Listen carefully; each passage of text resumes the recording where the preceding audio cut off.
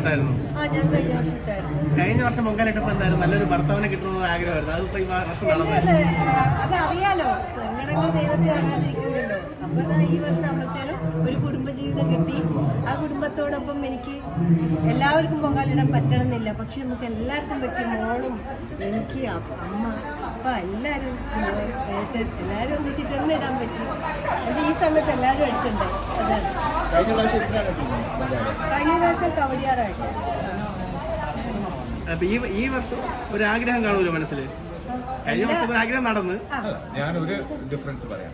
കുഞ്ഞുങ്ങളുടെ കാര്യത്തിൽ ഇപ്പോൾ തെയ്യം കാണുമ്പോഴാണെങ്കിലും എവിടെയാണെങ്കിലും ഇന്ന കാര്യത്തിന് വേണ്ടിയിട്ടാണ് എന്ന് പറഞ്ഞൊരു ട്രേഡ് ഇല്ല. അതായത് ദൈവത്തിനോട് ഇത് നീ ചെയ്തു തന്നാൽ ഞാൻ നിനക്ക് ഇത് ചെയ്തു തരും.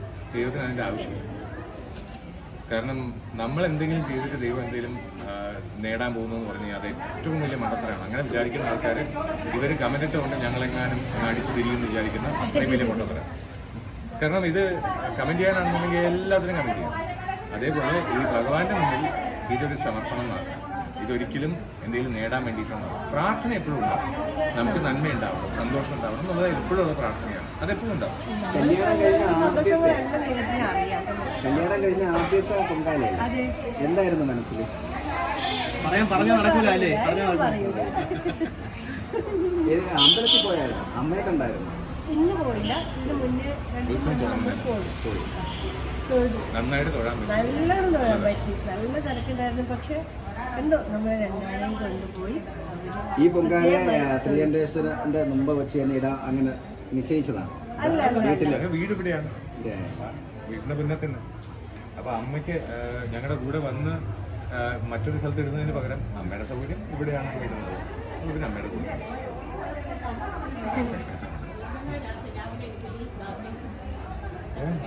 അതെ വീടായതുകൊണ്ട് അമ്മയുടെ കയ്യിൽ നിന്ന് ആഹാരമൊക്കെ കഴിച്ച്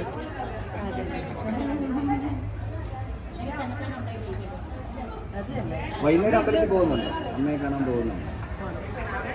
ഇന്ന് പോകുമോ? എത്ര മണിക്കാ?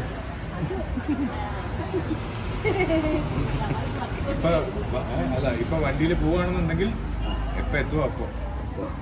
കാരണം ഇപ്പൊ എന്തായാലും റിസ്ട്രിക്ഷൻസ് മാക്സിമം. പിന്നെ പ്രത്യേകിച്ചൊരു കാര്യം, എനിക്ക് എന്താണ് ഷൂട്ട് മീൻസ്